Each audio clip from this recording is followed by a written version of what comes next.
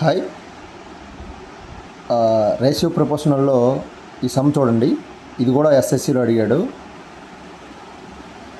2018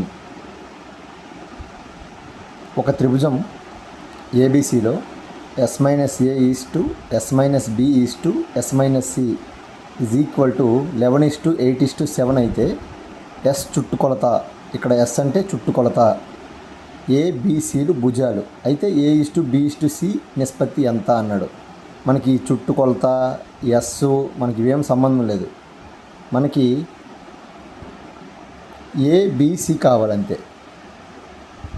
మనకి ఇక్కడ ఏ కావాలంటే ఆ ఏ ఉన్నది వదిలేసి మిగతా రెండు కలిపేయడమే. 8 + 7. బి కావాలంటే బి వదిలేసి ఏసి కలిపేయడమే.